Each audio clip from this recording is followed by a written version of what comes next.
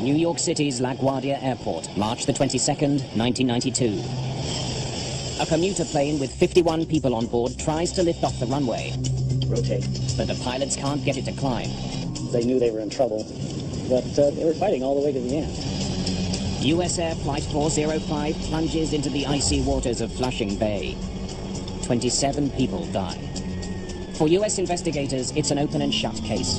This accident was not a huge surprise to us. But Canadian investigators are stunned. They know the New York accident should never have happened. My reaction when I heard about it was, my God, it's Dryden all over again. 3 years earlier, an exhaustive investigation into a crash at a remote northern airport had identified a killer and spelled out ways to keep it from striking again. Certainly, if they had followed the recommendations in my report, the F-28 crash at LaGuardia could have been averted. The LaGuardia accident makes one thing clear. The right people never got the warning.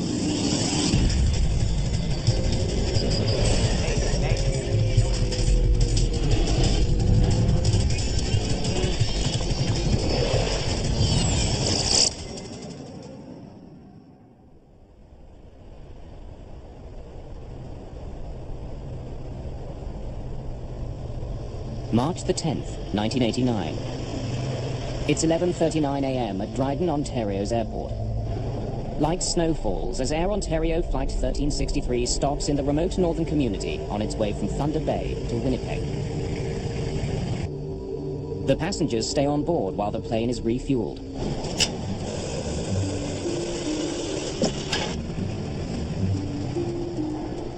For flight attendant Sonia Hartwick and the crew aboard the Fokker F-28, it's been a frustrating day of delays. Big, fluffy, white snowflakes at this time were falling gently to the ground, and it was very, very gray. And I thought, I guess this means we're going to be delayed again. I can't see us making it to Winnipeg on time. It's Friday, the beginning of March break. Already an hour behind schedule, another delay could jeopardize the vacation plans of many of the 69 passengers and crew. There was a lot of families traveling on board with plans. Most of them were going skiing, and so they were very concerned about meeting their connections in Winnipeg. Kenora Dryden, it's Ontario 363.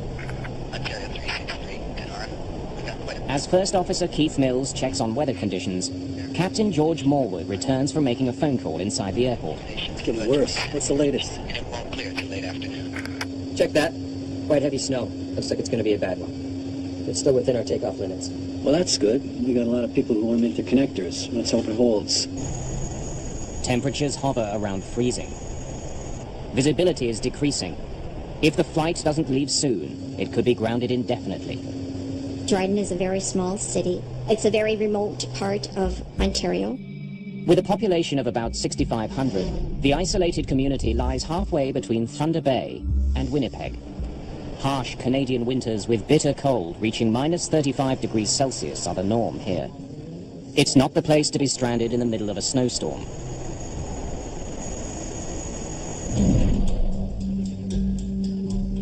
Royal Canadian Mounted Police Officer Don Crawshaw and his partner are escorting a prisoner to Winnipeg. When we did a criminal check on the prisoner before we left, he came up as a violent person. So two of us have to go with him. He was wanted in Banff on a fraud charge, and that's what he was being brought back to Alberta for. Hey, no smoking and seatbelts. On. Instruments. Sinks. Cross check. Captain Morwood uses the power of engine number 2, already running, to fire engine number 1. Morwood and Mills are both highly experienced pilots. However, they've each flown fewer than 100 hours in the Fokker F-28. The multi-million-dollar aircraft is the first Air Ontario jet to serve the remote northern Ontario region. 24 minutes after landing in Dryden, Flight 1363 is ready to leave. Inform Kenora, we're rolling. We're fired up, taxiing for departure, requesting airways to Winnipeg. Hang on a sec, guys. Is there a chance that plane can hold? We're having some bad weather up here. An approaching aircraft's urgent request to land Unbelievable. gives Captain Morwood little choice. He delays takeoff. Okay, 363 is holding short of the active. We are going to be a few moments until a small plane lands safely. We're sorry, folks. This just isn't our day. in the 2 years that I had flown with Air Ontario. I'd never come across anything like this before. The Cessna 150 lands safely, clearing the runway for Flight 1363's departure. Tell them we're going immediately. Kenora, Ontario, we're taxiing out at this time 363 drive. Finally, an hour behind schedule, the plane taxis to runway 29. As we're going down the runway to position for takeoff, a blanket of snow was falling and I couldn't see the tree line anymore. It was like looking through a sheer. Folks, we're sorry for the delay. Flight attendants, please be seated for takeoff. At 12:09 p.m., Flight 1363 is ready for takeoff. Advise Kenora, we're ready to proceed. And Kenora, Dryden, Ontario, 363 is about to roll 29 at Dryden. Ontario 363, Kenora, roger. Captain Morwood performs a brief engine run-up, heating the engines to rid them of any accumulated snow and ice. Then he begins his roll down the runway. When we're taking off, I'm usually very quiet and focused, meticulously going through a checklist in my own mind. What would I do in the case of an emergency? B1, The F-28 reaches its takeoff speed, rotate. 80 knots.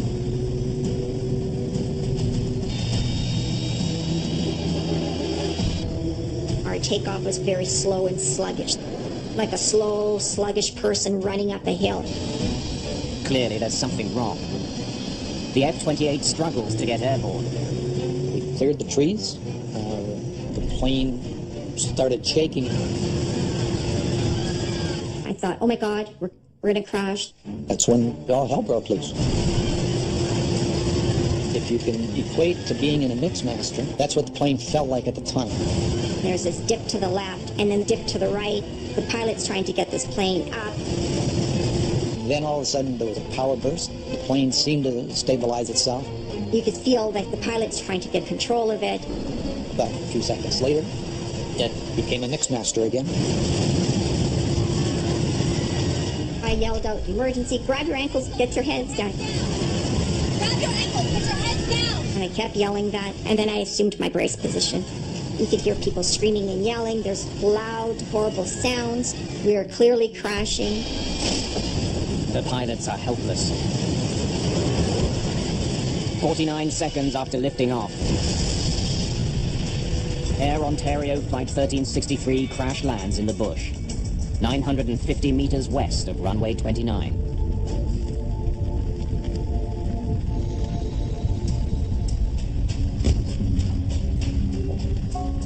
There was carnage of the aircraft all over the place.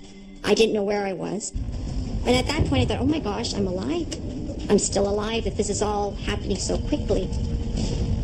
When we crashed, we came down on an angle.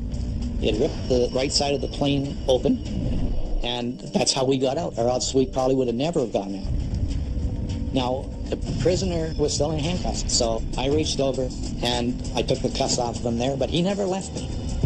And then we exited the aircraft. There's fire all around. There's explosions.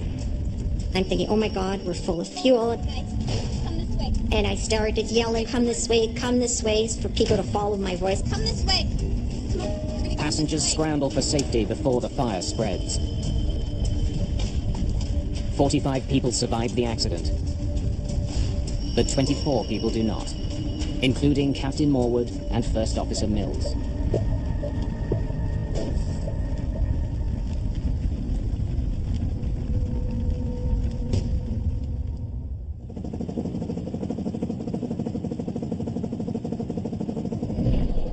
Emergency crews rush to the crash site deep in the woods.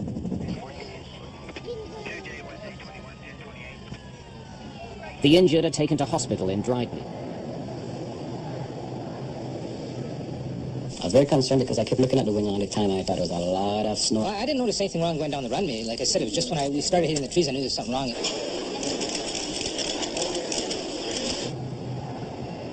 Within 24 hours, a team of investigators from the Canadian Aviation Safety Board arrives at the scene.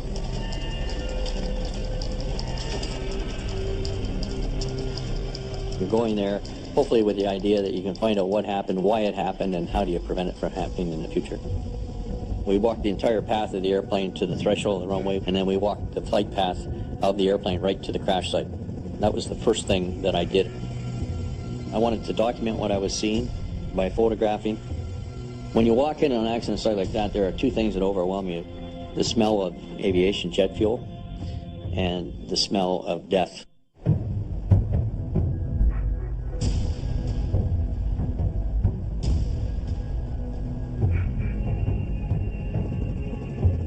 The trees just past the end of runway 29 give investigator David Roer and his team vital clues about the F-28's failed flight. What happened was the airplane went off the end of the runway in what we would call ground effect and just stayed at that height, simply clipping the tops of the trees. Look at how these treetops have been clipped off. It didn't ever fly. You've got 24 people that died. You've got 2 pilots that died and a flight attendant that died, and they died, for the most part, trying to do their job. So you really want to do them justice, but you also have to be fair. And if there were mistakes made, mistakes have to be fixed. From the rear of the fuselage, investigators recover the F-28's 2 black boxes: the flight data recorder and the cockpit voice recorder.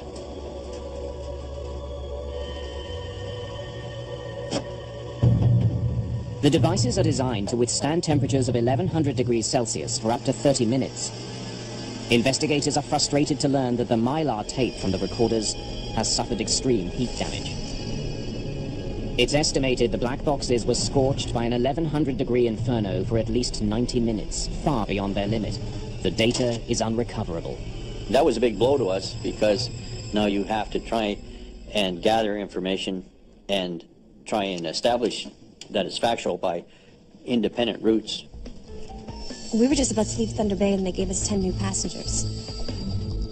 Investigators must now rely heavily on eyewitness reports to reconstruct the events leading up to the doomed takeoff. They learned that the F-28 began its day in Winnipeg and was scheduled to fly a return route to Thunder Bay and back with a stopover in Dryden. But in Thunder Bay, plans changed.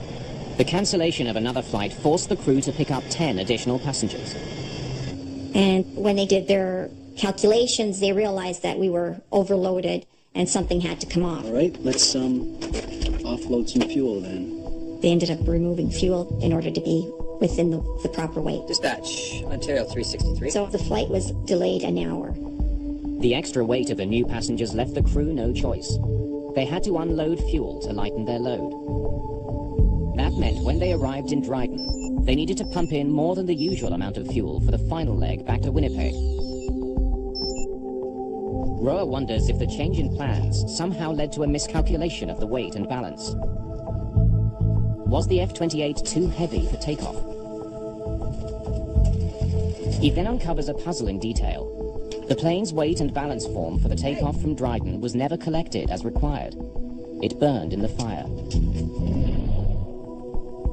Roer is forced to use Air Ontario's standard averages to calculate passenger and baggage weights. The data, combined with the airport's fuel records, allows him to estimate the plane's gross takeoff weight. We knew how many people we had on board. We knew how many bags we had on the airplane. And we knew what our fuel load was. He estimates the F-28 weighed between 62,000 and 64,000 pounds. And the airplane's max takeoff weight was 65,000 pounds, and so we came to the conclusion that the airplane was not overweight. The cause of the crash remains a mystery. 18 days into the investigation, the Canadian government appoints Justice Virgil Moshansky to lead a more wide-ranging inquiry into all aspects of the aviation system that might have contributed to the Air Ontario tragedy. The government was looking for an experienced trial judge, and preferably one with an aviation background. Moshansky is an experienced pilot with 13 years on the bench. He will work closely with crash investigator David Roer and aviation consultant Frank Black. The new team's first step, assessing the plane's technical systems. The electrical system, the hydraulic system, the fuel system, all of these systems are looked at both in terms of what is their history leading up to the accident and what remnants are remaining at the crash site that can be examined. Clues to a possible system failure arise when Sonia Hartwig recalls a troubling event aboard the same plane just days before the fatal crash. I think it was Monday or Tuesday. When we took off, there was this smoke that filled the aircraft, and there was this horrible smell. I thought, oh my God, we have a fire in the lab. But there was no fire in the lavatory or anywhere else in the cabin. They told us that apparently it had something to do with oil sitting in the APU system. So every takeoff that day, this would happen. The auxiliary power unit is a generator that provides the power needed to start the engines. Did burning oil in the APU somehow cause a fire and ultimately doom Flight 1363? Roa searches the week's journey log for any mention of the auxiliary power unit. He makes a surprising discovery. The APU wasn't working on the day of the crash. It couldn't possibly have caused the fire. But the inoperative power unit may still have played a role in the tragedy.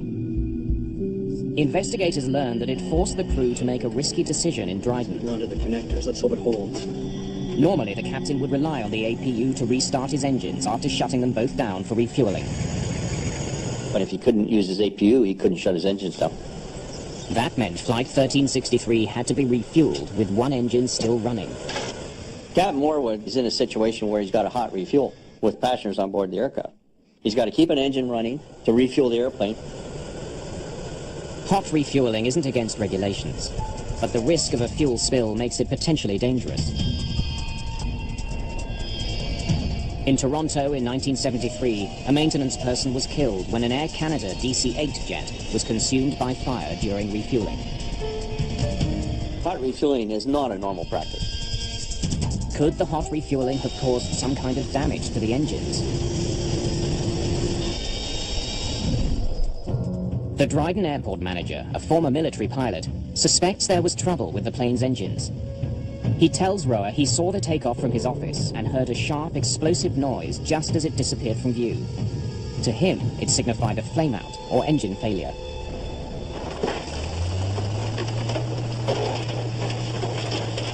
I thought, this is going to be a high-profile and potentially controversial investigation. And the only way to ensure that the truth stands up is to have hard evidence from the aircraft accident. And so we took the airplane completely and we put it in our lab in Ottawa. Anything? With signs pointing to engine failure as the cause of the crash, Strip it down. Roa orders extensive engine testing. Those engines were examined in detail for damage. Roa finds the F-28's two Rolls-Royce engines suffered only minor structural damage. There's no evidence of an engine fire, nothing at all to suggest the engines had failed.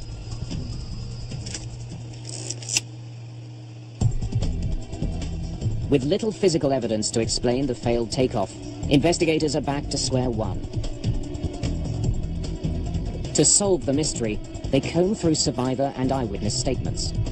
A common thread emerges. They said in their witness statements there was snow and ice on the wings when the airplane attempted to take off.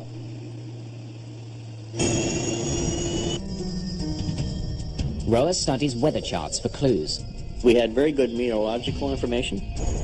The charts show that during the half hour the F-28 was on the ground at Dryden Airport, visibility shrank from 4 kilometers to less than 1 kilometer because of the snowstorm. And although we may find other reasons, for sure, snow and ice on the wings was a factor in this accident. Sonia Hartwig tells investigators about an unusual sight during takeoff. As we took off, I noticed that the wings just became a solid sheen of gray, shiny ice. Investigators consult the F-28's manuals to study its anti-icing systems. They find that only the wing's leading edges are protected. The aircraft had heated leading edges on the wings. I wonder if the anti-icing system was working. And the heat was provided by bleed air from the compressors on the engine. They found the valves that allow the compressed air access to the leading edges. And they tested the valve to see if it functioned, and it did. The anti-icing system was working. But since it only heats the leading edge, it likely didn't clear ice that formed on the surface of Flight 1363's wings. Investigators suspect that snow and ice buildup, what experts call wing contamination, may have played a major role in the crash. To verify that suspicion, Roa and his team meet with engineers from Fokker. Thanks for coming. Curious to see what you have. Jack Van Hengst, who was the chief engineer, had extensive aerodynamic studies and data on the effects of contamination on an F-28 airplane. Fokker engineers have run simulations of the crash. They were able to get some very good data in terms of the performance of the airplane, simulating the type of loads, temperatures, etc., that the Dryden aircraft would have been exposed to. Investigators make a crucial discovery about the design of the F-28. Because of the angle of the wings, a very small amount of ice makes the plane susceptible to stalling. They concluded that even the most minute bit of contamination on the wing would disrupt the airflow and cause a loss of lift. Well, that answers a lot of questions. The simulations support what witnesses saw. It just barely got airborne, dropping wings, losing lift, and then hitting trees, decelerating to the point where it broke up. Investigators are now certain that contaminated wings caused the crash. But what's still unclear is why the plane was not de-iced before takeoff. Almost all airports in cold climates, including Dryden, are equipped with the technology to remove ice from a plane. But Captain Morwood never requested de-icing. It's getting worse. What's the latest? Investigators need to figure out why. They want to understand what made him risk his own life. Let's hope it holds. And the lives of the 68 other people on board Flight 1363. Investigators dig through Captain George Morwood's flight records and work history. They interview crew members, searching for clues to his behavior. Captain Morwood was a very, very professional, very old-school pilot. He had his view on how things should be done properly and what his definition of proper and professional would be. He also was very concerned about his passengers. He enjoyed making sure that they got on their flights on time and got to their destinations on time. You know, Air Ontario was a growing company. It was their first foray into jet operations. I'm sure that there were many things that Captain Morwood would have thought in his own mind, this is not how he would do it. And I'm sure at times he probably let the superiors know that. Morwood's history shows he's delayed and cancelled flights in the past because of icing concerns. Roa is stumped. Why didn't he request de-icing in Dryden? Another pilot who was at Dryden Airport that day provides part of the answer. He heard Morwood on the phone to Air Ontario. That is what I have been trying to tell you. He was very frustrated, and he was really concerned about his passengers. Morwood complained to the off-duty pilot about the company. These guys, you want to guess my weight before I left Thunder Bay? 66 and change. I had to offload fuel. Now that... Right, so now what am I supposed to do? No. You figure it out. When he left the terminal, he was observed by witnesses to appear to be very upset and very angry. Investigators wonder what set Morwood off. They try to piece together the pilot's day on March the 10th. This was the 5th day of a very long week for Captain Morwood. And he was the next day leaving with his family on a ski vacation. Before his first flight of the day, he'd learned the plane's APU still wasn't working. And then, once in Thunder Bay, more bad news. After refueling, the dispatcher forces Morwood to take on 10 extra passengers. Now he must offload fuel and lose more time. There goes the schedule. Let's, offload some fuel then. This meant Morwood would leave Thunder Bay behind schedule. Dispatch, Ontario 363. And Captain Morwood is the type of captain who didn't want to be late. Now en route to Dryden, and an hour behind schedule, the weather forecast the crew was given of light rain and fog is no longer accurate. And Captain Morwood didn't get the forecast of freezing rain coming into Dryden, which he should have had. As Flight 1363 lands in Dryden, the weather was getting worse by the minute. The plane sat there for half an hour while snow built up on the wings. I gotta talk to somebody about this. Investigators may never know how concerned Morwood was about the weather. But there is evidence that it was on his mind. When Roa questions the fueling agent, he learns that Morwood did ask about de-icing moments before takeoff. Is there de-icing available? The fueling agent says he pointed out the de-icing ground crew to Morwood. The agent then offers a compelling reason that could explain why the captain didn't de-ice. Air Ontario had a policy prohibiting him from de-icing with an engine running. The fluid can be ingested in the engines and then find its way from there to the air conditioning on the airplane and make it extremely noxious in the cabin portion of the airplane. But if Morwood had shut down both engines, he wouldn't have been able to restart his plane. Now, the only other way to start the airplane on the ground is with a ground-based air cart that can provide the compressed air. And Dryden did not have the capability to start the airplane. The equipment would have had to be flown in from Winnipeg. It would have been a costly decision. If he shut it down, he would ground the aircraft there, effectively, requiring the billeting of passengers and hotels and at an expense to the airline for which he would be answerable. Right. So now what? So he was under a great deal of pressure. No. You figure it out. And I believe that the conversation on the phone would have been about that scenario and his displeasure with it. But he didn't have any other chance. It's getting worse. What's the latest? Quite heavy snow. Looks like it's going to be a bad one. It's still within our takeoff limits. Well, that's good. We got a lot of people who want to make their connectors. Let's hope it holds. Though the amount of snow on the wings was still within limits, it's what lay under the snow that doomed the flight. The fuel in a plane's wing can get as cold as minus 40 degrees Celsius. The frigid fuel cools the metal surface of the wing. When snow hits this supercooled surface, it freezes instantly into a barely visible layer of ice. It's a process called cold soaking. And this, of course, is what's disrupting the airflow on the wing and destroying the lifting capabilities. Tell them we're going immediately. Kenora, Ontario, we're taxiing out of the stand. The only reason that I can possibly think of that led to his decision to execute the takeoff was the fact that he didn't consider the cold soaking phenomena and the fact that those wings could still have ice on them. Advise Kenora, we're ready to proceed. And Kenora, Dryden, Ontario. Perhaps not wanting to face the consequences of shutting down his engines, Morwood opted to take off for Winnipeg without de-icing his plane. He must have concluded that the ice would blow off on takeoff.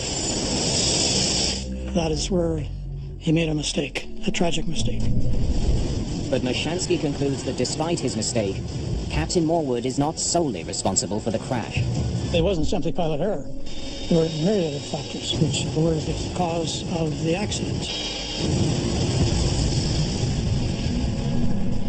One of the most important factors, Air Ontario's decision to let the plane fly with a broken APU.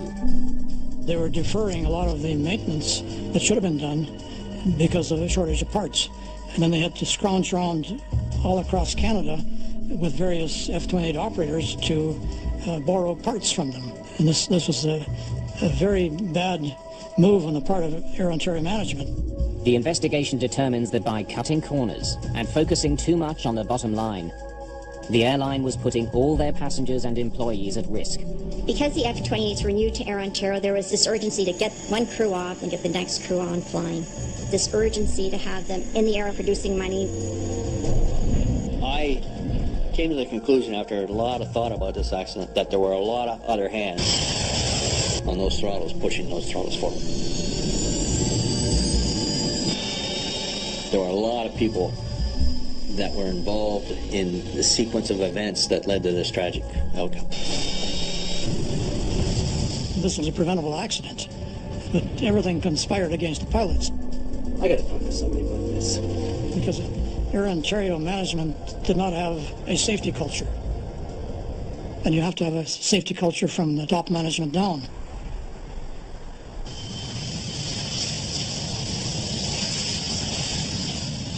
Knowing there are dozens of Fokker F-28s flying around the world, Justice Mashansky takes an unusual step. He releases a report well before his inquiry concludes. Captain? It warns of the plane's vulnerability to ice buildup and stresses the need for frequent de-icing in winter conditions. Even a small amount of icing would be disastrous on an F-28.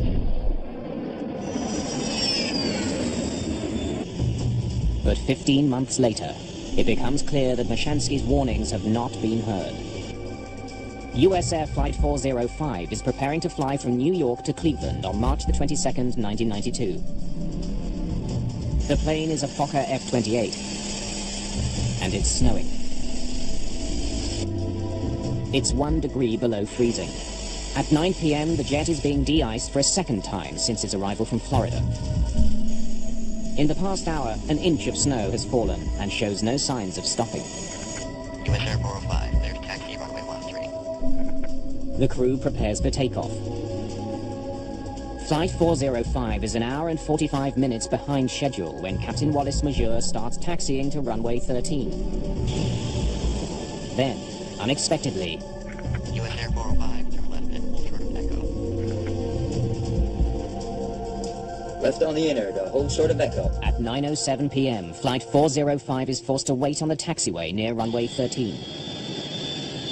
Another 23 minutes pass. First Officer John Rashuba turns on a light that illuminates his wings. He checks the right wing for ice. He sees none. Looks pretty good to me as far as I can see. USAir 405, runway 13, clear for takeoff. Even though it's now been 35 minutes since their last de-icing, the crew does not request another. Takeoff thrusts set. Temp's okay. Everything proceeds as it should. Until... V1. Rotate. Just after the F-28 begins its rotation. The aircraft had enough flying speed to lift off. Barely lift off. The wings just could not support the airplane. They knew they were in trouble. 13 seconds after lifting off, Flight 405 crashes on the shore of Flushing Bay.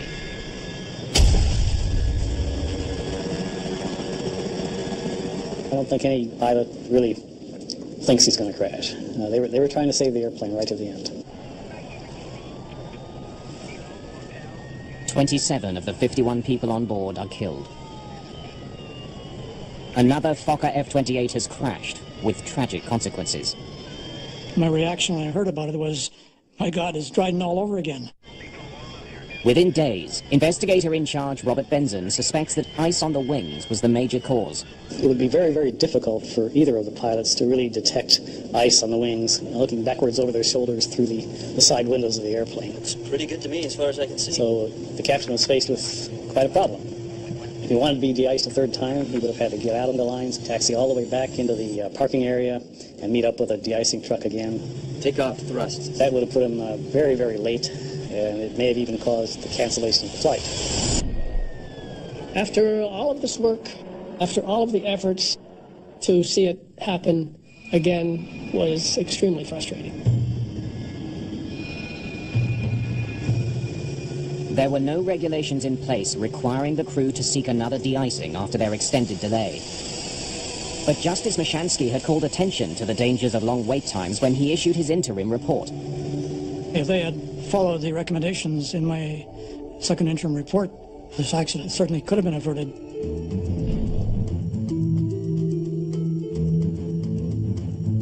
He also had drawn attention to the limitations of the de-icing fluid being used at the time. Called Type 1 fluid, it's a mixture of antifreeze and water. Those chemicals are designed that as you accelerate down the runway, that they'll actually shed off your wing, so that when you actually want the wing to lift and produce lift, that it's not contaminated.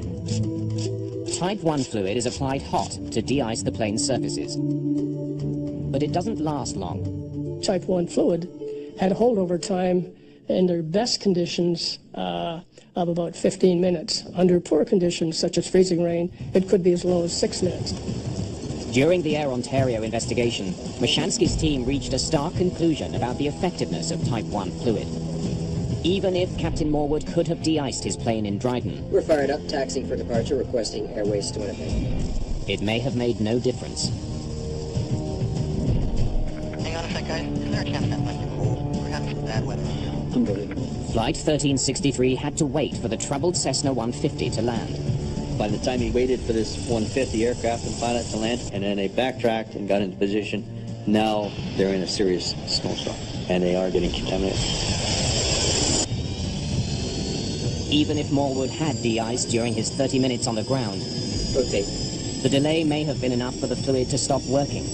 The plane's wings may once again have become coated in ice.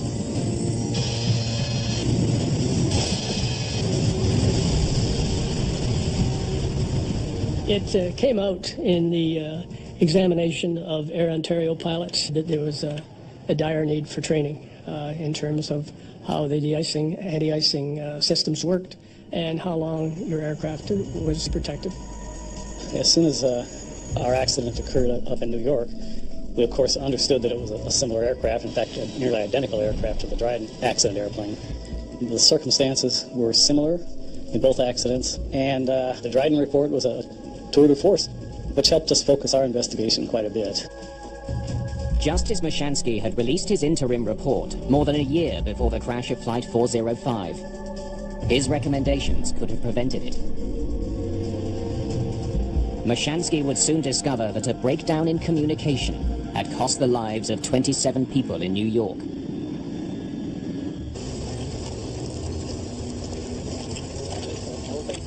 During his inquiry, Justice Mashansky learned that there was another type of de-icing fluid available to the airline industry. It's called Type 2 fluid. It's thicker than Type 1, which prevents it from immediately flowing off an aircraft. A Type 2 fluid is a much more gooey substance. I've heard it referred to as almost mucus-like. With holdover times of up to 45 minutes, it keeps ice from accumulating, then blows off the plane's surfaces at takeoff. 15 months before the USAir crash, Mashansky recommended greater use of the thicker Type 2 fluid. Mashansky's investigators also studied de-icing practices at Toronto's Pearson Airport. We got hold of a film crew, and we waited and watched the weather very carefully until we found a forecast of freezing rain. And we tracked one aircraft which was heading for the Caribbean. The investigators discovered an alarming gap in the time between de-icing and takeoff. And from the time the aircraft was de-iced on the gate until the time the aircraft took off was somewhere in the order of 41 minutes. So there was no doubt that aircraft were departing Pearson Airport with a partially or largely contaminated wing surface. We then went to Chicago O'Hare. This was the first airport to actually put in place runway end de-icing pads. And it was very useful in terms of explaining to us how these had evolved, what type of de-icing equipment they were using on them, how they worked. At the time of the USAir crash, LaGuardia did not offer de-icing at the runway, only at the gate. Again, 15 months before the crash, Justice Mashansky recommended the placement of de-icing facilities at runways instead of terminal gates. Mashansky also recommended that pilots not only inspect their wings from the cockpit, looks pretty good to me as far as I can see, but also from the cabin. USAir 405, runway 13, clear for takeoff. Mashansky claims that his report could have prevented the crash at LaGuardia. But the Federal Aviation Administration claims it never received his report in 1990, and therefore couldn't pass the information along to airlines and pilots. But Justice Mashansky doesn't accept that.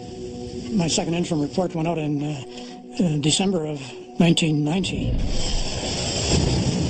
about a year and a half before the LaGuardia crash occurred. So I think probably sat on somebody's desk. The crash of Flight 1363 resulted in dozens of recommendations that could save lives. The crash of Flight 405 ensured those recommendations were widely implemented. Well, there was a lot that came out of Dryden. I mean, the Commission came out with 192 recommendations. It changed the whole nature of how we approach contamination. We now have runway end de-icing pads, so they can get a final de-icing before they take off. This was something directly the result of the Dryden Commission inquiry. Today, most airlines use a new type of de-icing fluid. Type 4 de-icing fluid lasts longer. It will stick to a wing for up to 2 hours. As well, air traffic controllers must now be able to tell flight crews how long they will be delayed at the runway after being de-iced. Dryden is really the first accident that explored not only what happens in the pointed end of an airplane, but what happens within a corporate culture. It put CEOs on notice that they can't hide in the woodwork when an accident occurs. Dutch manufacturer Fokker went bankrupt in 1996. Despite this, in 2009 there were still 55 Fokker F-28 jets in operation worldwide, mostly in warmer climates. Nobody should ever lose their life due to a contamination accident again in commercial aviation, anywhere in a snow and ice environment. We've learned all the lessons.